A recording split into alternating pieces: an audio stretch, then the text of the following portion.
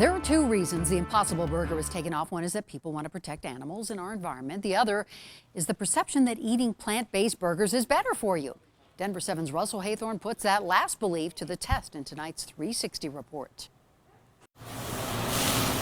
Move over, cows. You can do like a medium well. In the kitchen at Cherry Cricket, plant-based patties are gaining popularity. It's a hit right now. This iconic meat lovers restaurant has added something new to the menu, a vegan burger. This is the Impossible Burger. This is the alternative meat. With the Impossible Burger's quick rise to fame, we've decided to go 360 on meatless alternatives. While these burgers might be well done in terms of how they mimic real beef, are they a healthy alternative to red meat? We'll talk to a local butcher, 2 local restaurants, some taste testers, and a dietitian. Let's start back at the Cherry Cricket, which now has 2 locations. I was surprised at the beginning. Executive chef Ronaldo Munoz has been serving up the Impossible Burger for 5 months. We were looking to give our customers something different, but at the same time something with flavor. He says these patties pack an undeniable resemblance to meat flavor. It's 0 cholesterol and high in protein and gluten-free. So we put it to the test. All right, let's do this. I could not tell you just looking at them which one's actual meat. With our tasters, Kurt, Leah, and Gary. It tastes like a normal burger, nothing special.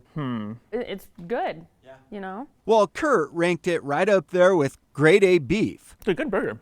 I would totally eat one. Gary and Leah, You guys got any ketchup or something? Oh boy. not quite convinced of the impossibility. I can tell that this right away is not a hamburger. The only way that I would possibly eat that is if it was free. I almost feel like they're trying to make up for something that's not there. That could be the Impossible Burger's biggest barricade. One of the big counterpoints to this burger is that it is going to be more processed components than your whole-based components. Registered dietitian at UC Health, Stephanie Snell, says when you compare the Impossible Burger and a beef burger side by side, Calorie-wise, fat-wise, sodium-wise, they're somewhat comparable, if not, the Impossible Burger has a little bit more sodium. so what's in it? It gets its fat content from coconut and canola oil, its protein from potato and other plant extractions, and binders including heme from soybeans. To give that heme taste, that kind of blood, irony taste that comes from a beef burger. Snell says just look at the nutrition content side by side.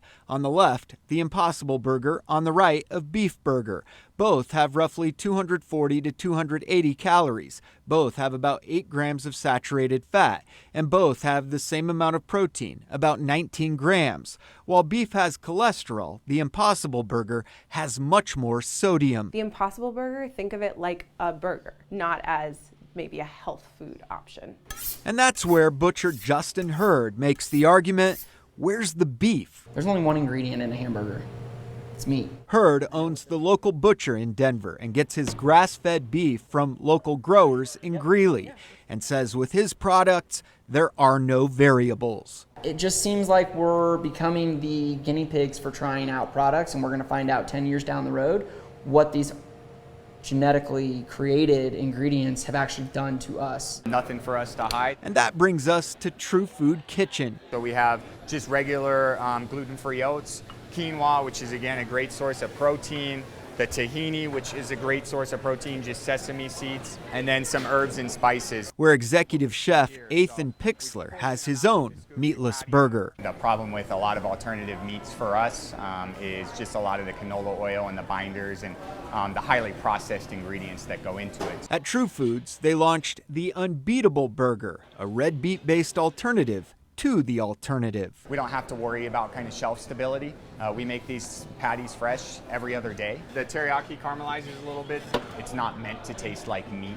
And customers don't expect that. First bite kind of takes you a second to figure out what's going on there. By the second bite, Alex Delfonso says it's pure goodness. You can taste what you're eating. The ingredients are there. It doesn't feel processed. While the Impossible Burger may be highly processed, it is truly vegan, and one of its missions is to reduce greenhouse gases on the planet. The Impossible Burger really came about because it was tackling a climate change issue. There's the sustainability piece, and then there's the health aspect. And that's the most debatable element. While some say it's impossibly good, You're definitely eating food. It doesn't taste like it's some sort of weird concoction. It tastes like something that is meat flavored. others say it's overdone. If you're not vegan, there's absolutely no reason to have this. Russell Haythorne, Denver 7.